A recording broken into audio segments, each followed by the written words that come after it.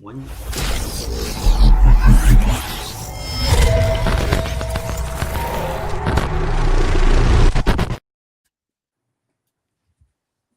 Hey everyone, happy Wednesday and welcome to our Tech Strong Gang Live. We've got a great show for you today. There's so much going on in the tech world. It's crazy every day. It just doesn't seem to stop.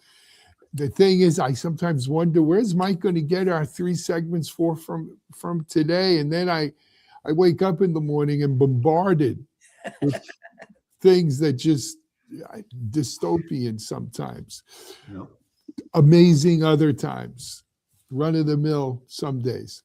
But today's a good day. Let me introduce you to our gang about what we're going to be discussing today. We've got the woman in front of the brick wall lined up, Teri Robinson. She's joining us maybe for the first time this year. I haven't seen you on since the new year. Wickey, Wang. Wickey, great to have you here. And of course, we have our man in the valley, Jon Swartz, and our man in the high tower, Mike Vizard. Welcome, gang. How are you? As I said, we live in interesting times. I don't know if that's an old Irish proverb. I heard it's an old Chinese proverb. I heard it's an old Jewish proverb, a Greek proverb. I think it's a proverb from everywhere. May you live in interesting times. Mike, Microsoft didn't have this on my bingo card, throwing their hat into the chip game. Yeah. Challenge to NVIDIA. Well, I think as I understand it, this is the second iteration of their chips. Yeah. And what people are talking about, though, is this one looks a lot more serious than the first one in terms of its capabilities and its processing power. But, John, I'm going to let you jump in here. One thing that does come to mind, though, it's like, well, are people going to start moving workloads away from NVIDIA, the champion, for all these other AI accelerators? What's going on? Yes, right. That's interesting you say that. There's a second generation AI chip from Microsoft called Maia 200. So it basically can interpret it in different ways. The main interpretation, and we hear this already from some market analysts like BNP Paribas, is they think that this faster, perhaps cheaper chip will reduce the reliance on NVIDIA hardware, and could lead to Marvell and Broadcom being among companies that could benefit from it and maybe wean them off of NVIDIA. Microsoft put out a long, detailed blog about its speed, performance, and cost. They claim it's their most efficient inference system with 30% improvement in performance per dollar compared to the current version.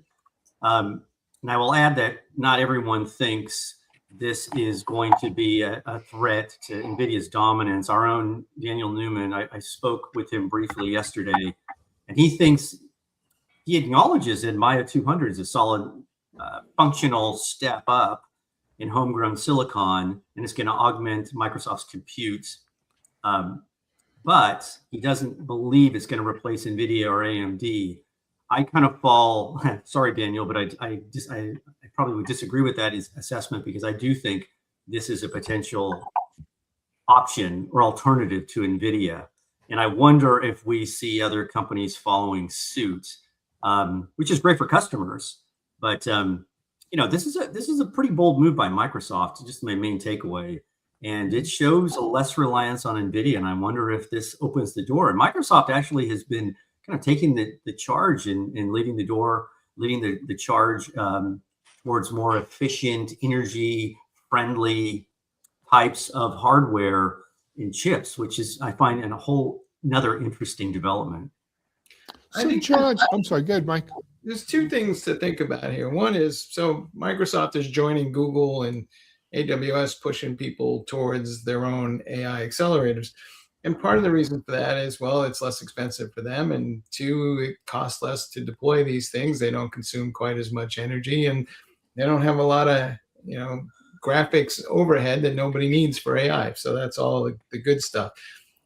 The issue as we get to it, though, is going to be, there's this thing called the channel, and this is where the salespeople are. And what you can expect, and, you're already seeing, is every time a customer shows up and says, I got a workload I'd like to run in the cloud on NVIDIA, the salesperson's going to go, well, that's great. We can help you with that. But did you know that we also happen to have this other processor over here that costs less and is more readily available, and we can get you on this processor in the next 30 days versus, well, that GPU might take us another 90 to 120 days.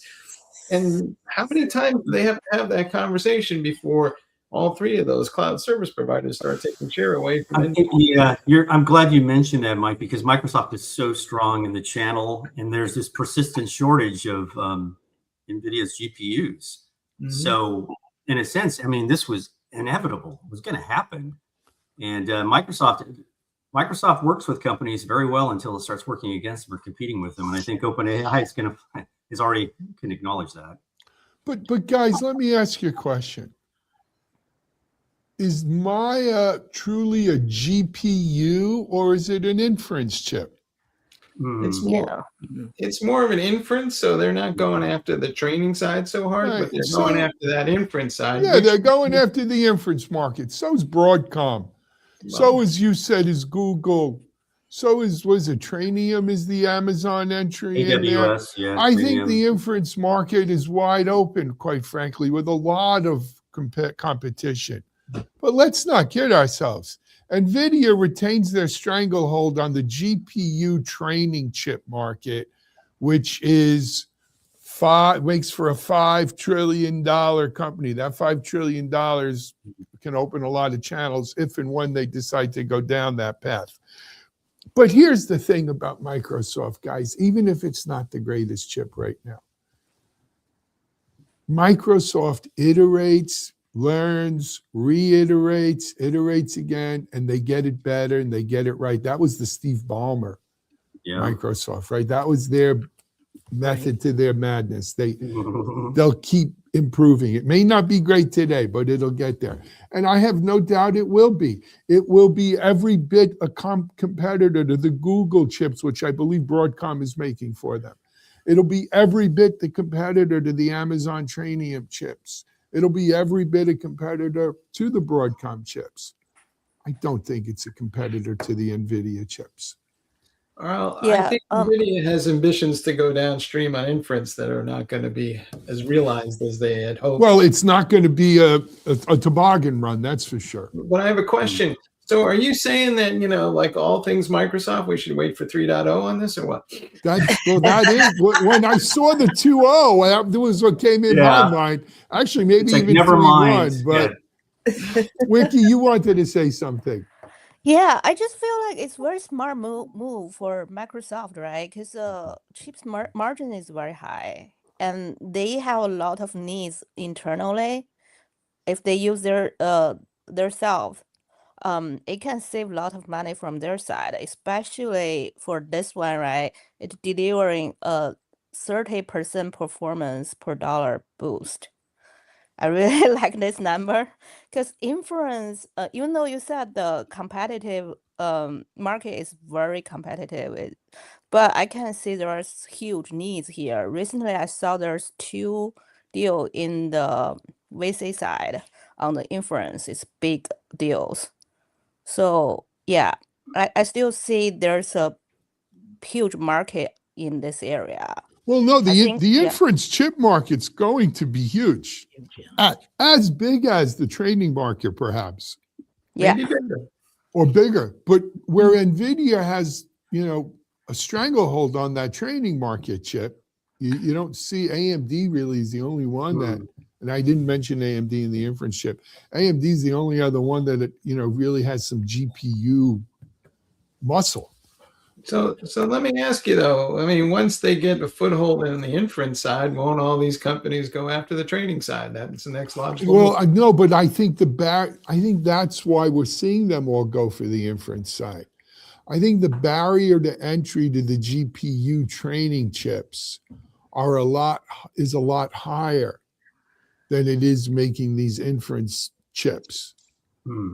And I think that's where NVIDIA's built their castle and moat. Yeah, I do feel like internally saving is huge here, right? Because they support OpenAI as well. So their needs plus OpenAI's needs, it's a good deal, yeah. There's also a big shift going on here in terms of how these things are bought. So the AI data science team usually drove the initial wave of these things, and they like GPUs because that was what they get their hands on. And they usually attach some infrastructure person to that Tiger team, and that was the person who kind of helped them deal with the hardware issues. But as we deploy these workloads in mainstream IT environments, the CIO is starting to exercise more influence over the infrastructure for inference. And those guys are looking at it saying, why are we doing all these GPUs? They're expensive. They don't run all that efficiently. They suck at energy. So I think you're going to see the mainstream IT team really drive a lot of this inference conversation, and they're going to drive, maybe not to NVIDIA. I think that's I think what Microsoft is thinking, actually, Mike. Yeah, I think they're all thinking that. But you can offer an alternative to the IT guys. Sorry, Well, Mike. they're all thinking that way, but there's different categories of players here, right? You take Microsoft with Azure, you take Google with Google Cloud, and Amazon, of course, with AWS. They're thinking to themselves, I already have the house. I already have the real estate. Why should I put someone else's chips into my house? I'll put my own chips into my house. I have more control. I make it harder for them to switch out to a different cloud competitor, and I make more money. So I do that. Then you have a different player, the AMD players, the Broadcom players, who say, look, training is kind of had its day. Training's great for training these big, massive models, but the future doesn't belong to the frontier model. The future belongs to people using AI and apps and stuff, using inference. We could sell these chips to everyone. We could sell them to cloud providers, even though they have their own now, but we could sell them to people who are in the private data centers, in the colo centers, to the server market in general, who want to make inference boxes. And I could sell it to everywhere. Now, Microsoft has a foot in both because they have that channel where they maybe, they traditionally haven't sold chips, but they've sold more laptops. They haven't even really sold Microsoft-built servers that I know of. But Microsoft could potentially play there. But certainly AMD and Broadcom will have broad, no pun intended, will have broad support in that marketplace. And then you'll have NVIDIA saying, hey, we're already doing the training and the GPUs. Who knows AI better than us? Our inference chips have a tighter integration. So when you do need to cross over from training to inference in both, you want an NVIDIA stack. Maybe. And that's how it works out. I think there'll be one other thing at play here. These enterprise agreements that the cloud service providers give folks are all based on volume, and they're going to give them points for using their stuff more so than other third-party GPU services that they may be offering on that same cloud platform. Yeah, I'm just curious, ahead, right? Wickey. After like Microsoft has their own chips, do they still try to buy from NVIDIA? Of course they do. They have to. They need the GPUs as well. That's the beauty of this system. Everybody, it's all Switzerland. Everybody's going to, it's no exclusivities like that. But here's the other thing. Where's Microsoft? Where's the fab making these chips? Are we using Intel? Microsoft used to have a pretty tight relationship with Intel, didn't they? Wouldn't Intel be happy about that? Yes, Wintel, baby. That's right.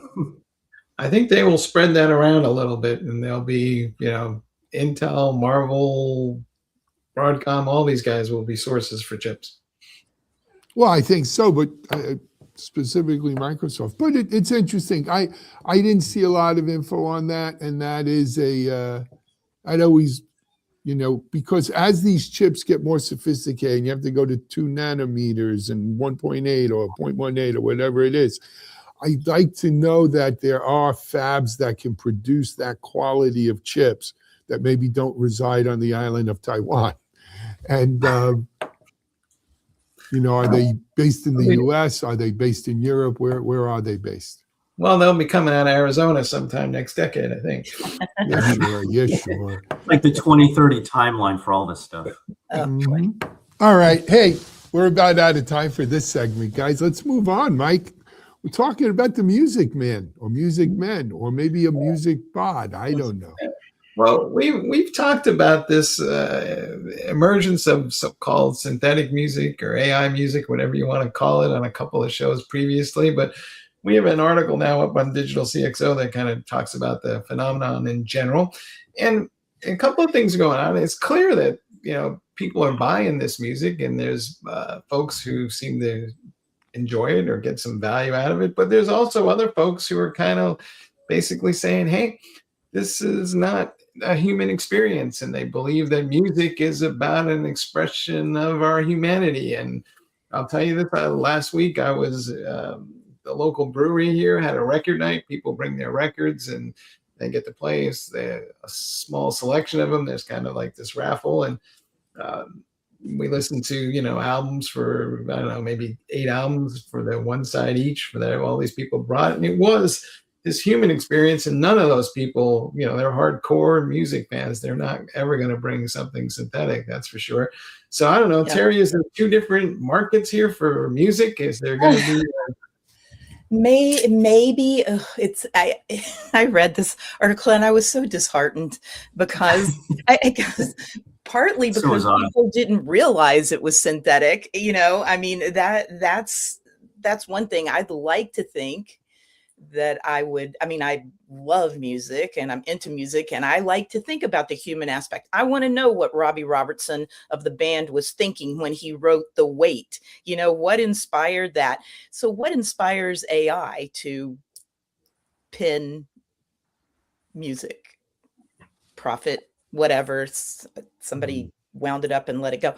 I think the AI, now I didn't listen to all these songs, or whatever, but I think the issue with AI too is it has no soul. I mean, when you read when it writes something, you can usually spot it, even if it's pretty well written, right? Because it uses things like "this quietly happened," or whatever. You have these words, but it lacks soul. It lacks that human experience, and I just can't help but thinking that would be the same with music. And I don't understand why so many people thought these artists and these songs were like real. I mean, I guess the songs are real. They're just not made by, real people. And so that was, but I also think, what's happened here is that the one song, and I think it's appropriately named, right? I Know You're Not Mine. That seems relevant. That was Sweden's biggest hit so far this year, right? But I think the issue, like with the Swedish government and everything else, is the deception here that people don't know what it is. And I guess they've banned the songs from from their official listing, right? The government of Sweden. Is there an obligation? I'm sorry. Is there an obligation when you play this music, wherever it's played, to point out that it's not written by humans? Yeah, I think we should put a scarlet letter on its forehead or something. Or do you just have to read the liner notes to find out? No, guys, hey, don't blame the instrument. Blame the musician. Right? Now, I have a totally different take on this.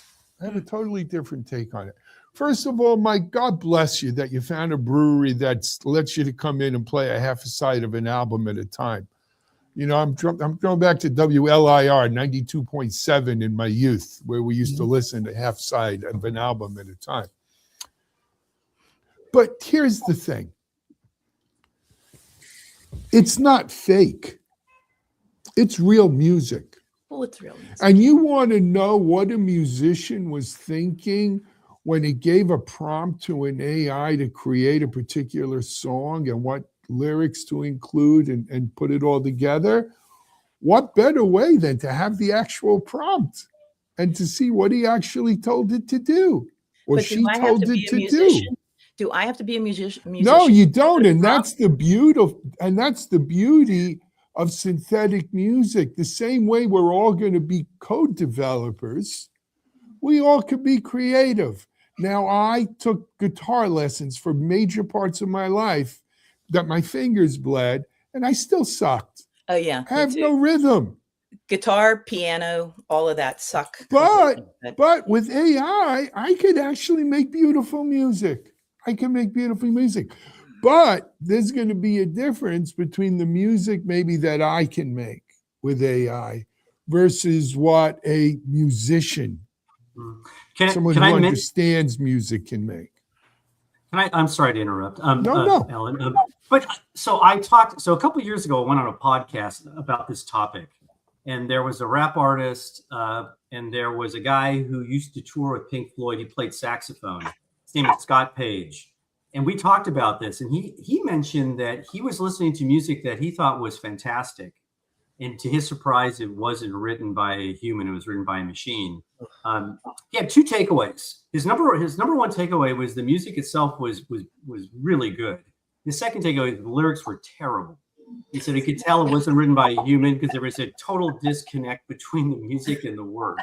So it was kind of like half a song, but that still opens up the door for. But that was years ago. This was like 18. No, it's 2 years ago. Yes, yeah. That was a while ago. So think about how you were using AI, Gen AI, to write 2 years ago versus how people use it today. Not at all. But I mean, his idea was it will get better, but yeah, I'm sure it has. That raises an alarm though among artists, and there are a lot of people signing petitions who are really pissed off about this, including a lot of well-known musicians. Maybe because they don't want to compete, but but John, you know what? There's a lot of code developers pissed off about it too, and there's a lot of writers pissed off about it too, and there's going to be a lot of doctors pissed off about it. It don't make a difference when you look at industries. You look at the plight of a musician, and I'm engaged to one, so I'll talk about that a little bit. It's they kind of sweat blood and go through a whole lot of stuff in their evolution as musicians and whatever. That's not. I guess I can understand a little bit of resentment that somebody can come in with a few prompts and turn out, a piece of music and have it sell millions. I mean, that's the thing that's remarkable about this. I mean, just millions of downloads or whatever for, these songs, whereas, musicians who have been working sort of their whole lives don't get that kind of recognition, or their songs don't get heard. But Teri, what about the poor coach drivers who used to drive the horse and buggies for everyone? Well, I felt sorry for them, but their time is gone. Well, I just tell you, it's going to ruin the live music experience, though. Yes, it will. Well, it could be like a Star Wars cantina kind of thing where you got holograms of like the Blue Elephant thing playing, and who knows what goes on. Well, we're going down that path where we have people performing holograms. I have one question. So, in Alan's view of the future, Teri, does that mean like the liner notes now come with the prompts? Is that how this is going to Basically, yeah. Why not? But Alan, I just hold on. Let's let Wickey talk. If I'm play the musician role, right? I played violin when I was little. It took me like 3 years to make noise and make it to music, and take maybe like for other people take 10 years to make the sound, right? Like for AI, like people does not have experienced maybe 20 minutes they got sound.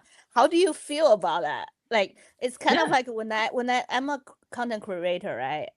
I smells like napalm in the morning. Yeah, I mean, it's victory. Like a very insightful company analysis take me like maybe a month to do a research, and then I got one article, and then somebody just write a prompt. Within 1 hour, maybe they can get a better report. So like psychologically, logically, this is a good way to go, but emotionally, it's really hard. Emotionally, it's hard. You're right, Wickey. And I think that's the issue. And this isn't just musicians. As I said, it's across the board. But what would, hey, Ellen, I'm going to date myself, but I think you and Michael appreciate this. What would Don Kirshner have thought of this? Don Kirshner would have loved this. The Archies. All of them. Barry Gordy, Don Kirshner, they all. Who needs those stinking artists? They're temperamental. They got issues. You've got. So I asked Will I Am about this comparison. He laughed at me and told me to shut the F up. when I brought it up. I was like, but doesn't that kind of concern you? He goes, no, if it's music, it's good music. People will love it. So move on.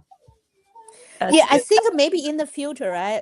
Maybe it's not a good comparison, but if you see the food, right? We have the organic food and we have the regular food.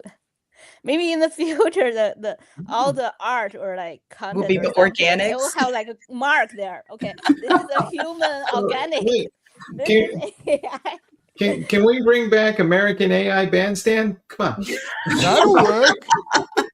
That'll work. Dick Clark will We can have forever be holograms on 35. stage with, holograms with original music. I mean, it's happening already. It happens, you see the projection of a Freddie Mercury on stage or a Prince. Sure. Yeah. Michael Jackson. Michael Somebody's Jackson's going to happen. Yeah, I mean, it could be the new MTV, right? Maybe they'll bring that back as an AI thing, right? Why not? I know. Years ago, before this stuff even really started in earnest, I saw a show with Elvis on stage, and the reason I went is because James Burton, the guitarist for Elvis, it was actually his show, and then he had the Elvis hologram stand-in, Yes. doing whatever. And James Burton's from my hometown, so we always go support the hometown guy. But I just, I don't know. There's just something about this that ruffles me. Teri, going back to that Elvis thing, I saw something on YouTube where this was the experience with the guitarist. Yeah. And there were people in the audience actually crying. Oh yeah. No. They have the emotional reaction, to that. It's also kind of crazy. I had tickets to see Elvis 2 months before he died at LSU. And I sat in the parking area watching all the women with their bouffants and jumpsuits go into the thing. And we were in there 2 hours and they canceled. They said he had left the building because he was ill. And then they rescheduled. So let me get this straight. Did they really say Elvis has left the building? Yes, they did. Okay. Hey, you know what? That's it. Drop the mic. We're done. Let's move on to the next thing. Elvis has left the building. Mike, we're going to talk a little bit about fake shimmy.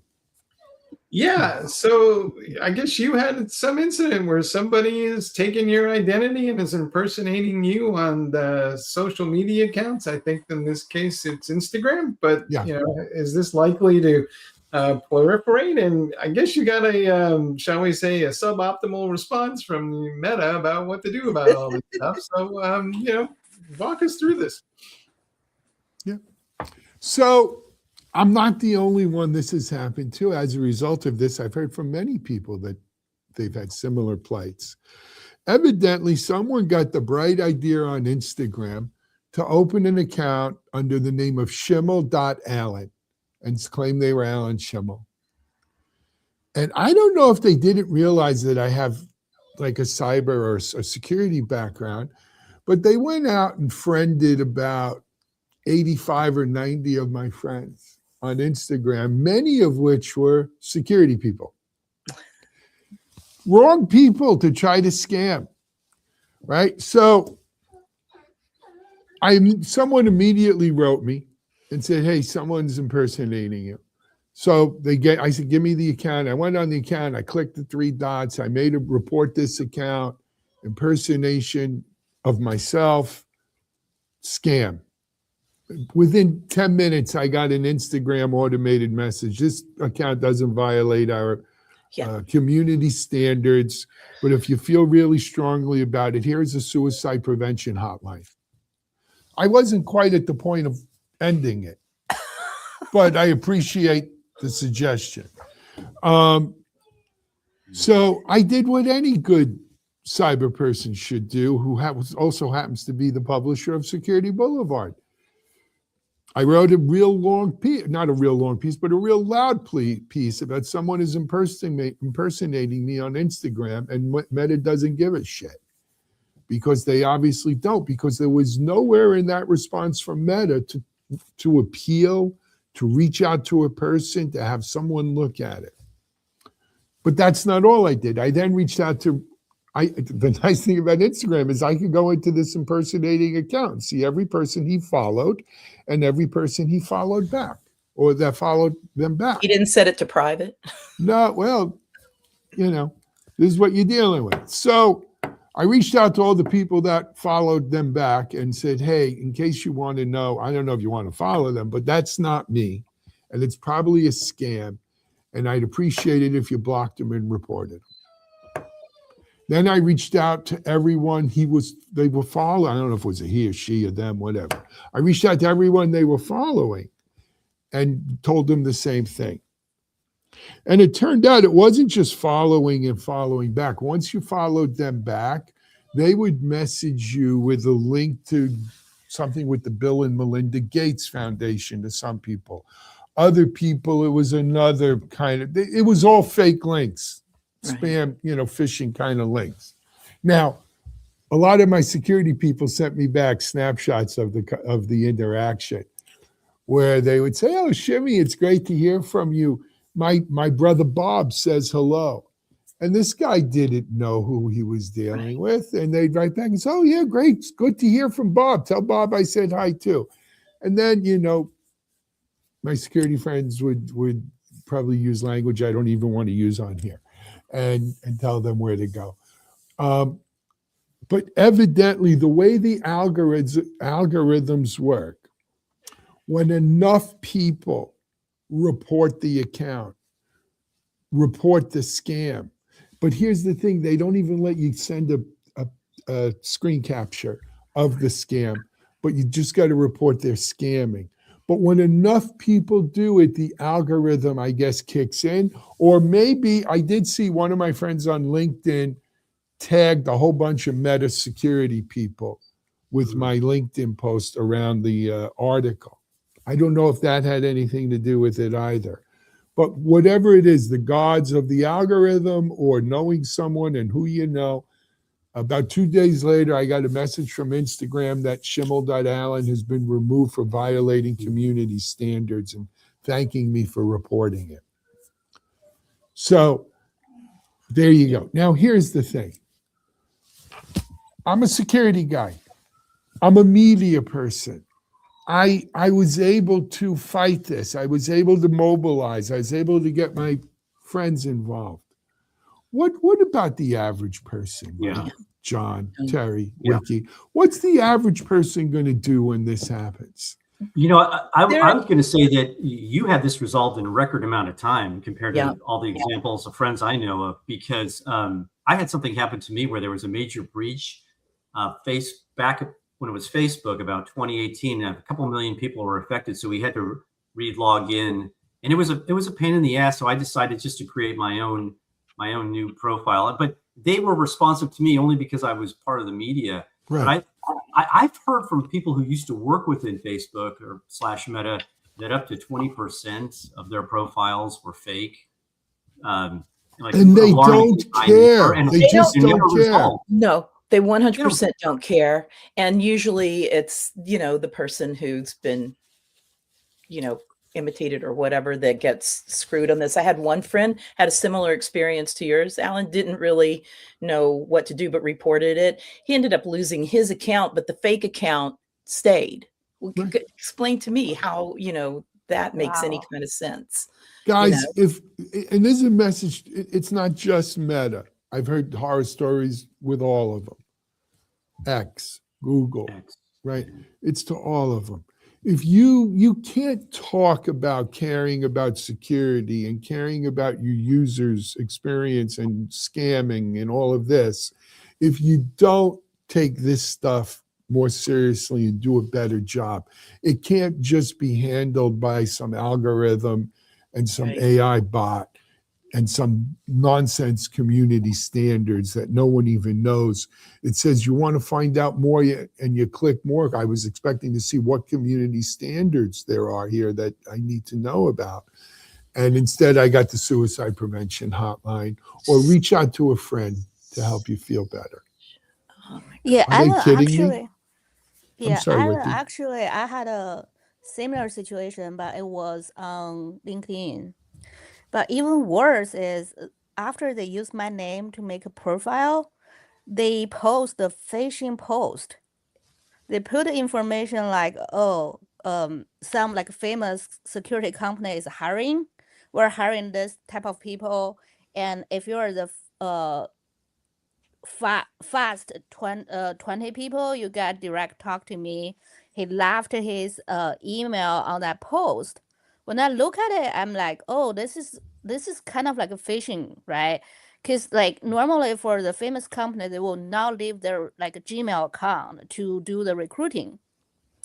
So I immediately make a post on LinkedIn and hash the LinkedIn, and maybe a couple of days later, that page is gone. But I still feel it's terrible because like people use my name to try to phishing people to get their resume, their contact information. Something terrible can happen under my name, Right. right? It's kind of like destroying my reputation. Oh, And even worse, absolutely. yeah, even worse is like if currently on the social media, if you make a post, not everyone can see. Only the part of people they can see depends on the algorithm.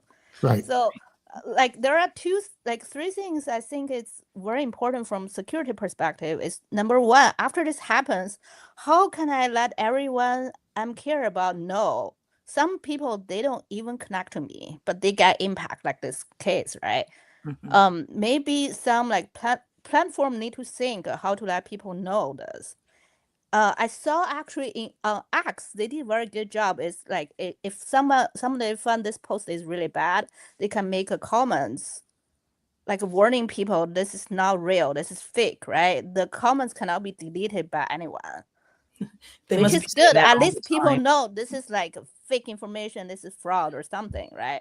And then the second one, I see there are a lot of like Asian social media.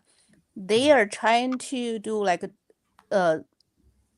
at least like a two-way authentication. After you log into your account, they link to your phone or something. At least the people know, like, at least it can validate you're you. Yeah. Yeah, and some social media, like they even ask you to upload a picture, you show your identity in the Boy. picture, but it's I know it's a little bit hard to manage on the privacy part. And then I think maybe there's some way like the identity part we need to think a solution, but it's always like difficult part from the cybersecurity perspective. Yeah. Teri, how crazy can all this get? Because theoretically, I could use the fake shimmy to maybe log in and bypass some two-factor authentication, and then the next thing you know, I got myself a deep fake imitation of shimmy says, and away I go. Well, yeah. So it can get, I think, really bad. I mean, you can imagine just all the consequences of this. And as Wickey said, there's no real, process for identifying people and that they are who they say they are. This account is legit. Oh yeah, you can get your blue check or whatever it is. I don't think that's super difficult to get these days on most of these accounts. I don't know, I don't know if anybody wants to really try on a fake account to see, but maybe they maybe they can. I think that, these social media platforms are so concerned with, they want these giant communities of people, right? And they want, I mean, that's their business plan, is to reach all these people with, whatever their advertisers are hawking or whatever they're hawking. And I don't think they pay any attention to any of this. That's where the fault lies. I don't think there's any serious attempt by really any of them to haven't X and Meta the last couple of years, at least up until recently, been just slashing away at the content moderators and the people on the security side? Yeah, exactly. So they're getting rid of all of that, and then they've of course bent to pressure, like in the Meta, they've been to pressure from the administration, right? The Trump administration. So I think that security and resolving all of this I mean, look, everybody has always complained that if you have a problem with a social media account, you can't get to anyone, right? I mean, that's always been a big complaint. It's very difficult to get to a human being to help you with, whatever's going on. I think now it's gotten worse, and I think they may be actively just, thumbing their nose at security. I don't know. I mean, I tend to, when I get these kind of things, or when somebody's I tend to do a little bit like your friends, Alan, and I mess with the with the attackers a bit, or the bad guys, you know, a bit. And I had somebody try to do an account takeover recently on Facebook, and you know, the guy accused me of not wanting to help my friend. You know, he's trying to send a code to me so he could take over my account. I said, "Oh, I'd do anything to help her, but account takeovers are hell and to undo. And so we're not going to, you know, you're going to have to find somebody else to scam." But I don't think, I mean, you know, I don't think there is a real process for making sure that these kinds of things don't spiral. I don't think there will ever be a process. I don't think so either. It's the nature of these platforms and how they came up. It's about the money. Look, Meta doesn't want to go back to the advertising community and say, "Oh, by the way, we discovered that 20%. 20%. Yeah. Because then the advertising community is going to go, "Where's my refund for all these fake names?" Right. Exactly. No, it messes up their business model. But you know. Yeah. I just remember a inconvenient truth. joke somehow. Like it's very funny. Like when famous people saw there's a fake account on social media with his name. So like in the in-person event, he met his friends. He said, "Okay, I saw your profile talk to this fake account, so don't talk to him because it's fake." And then the other person said, "Okay, I've never been in that social media platform, so it's like a fake account talk to fake account." But there is that when you get that level of fake accounts, that's bot traffic, but that feeds into the algorithm. Right. That's how all these Russian bots and all these things do. They talk to each other, they like each other's posts, they repost each other's posts, and the algorithm lives off of that and blasts it out, and that's how it winds up on your feed. Wait, are you telling me that I am not best friends with George Clooney online? You are, Mike, because he goes to the brewery to play a half a side of album with you on Thursdays. All right. But Mike, like, you know, like when I meet somebody like on the social media, especially in the cybersecurity side, when we talk to each other, I can see people try to ask me some question like we talk in person. And then they start to talk to me. Yeah, no, they verify. All right, guys, we're at 40 minutes. I got to pull the plug. When we do live shows, we're doing them 40. So what a great conversation. I'm grateful that Meta did shut that account down, though. Synthetic music is music. It's real. It's not fake. It may not be your cup of tea. I don't know if it's truly soulless. But, and then, of course, Microsoft is making inference chips. You've heard it all here on TechStrong Gang. We're going to have TechStrong TV. I think we've got Tech Field Day today, so stay tuned for that today. And we'll be back tomorrow with more Gang. Also, a Shimmy Says tomorrow. Till then, there's Alan real Shimel. The real Shimmy. Real Shimmy. Until then, there's Alan Shimel. We're out.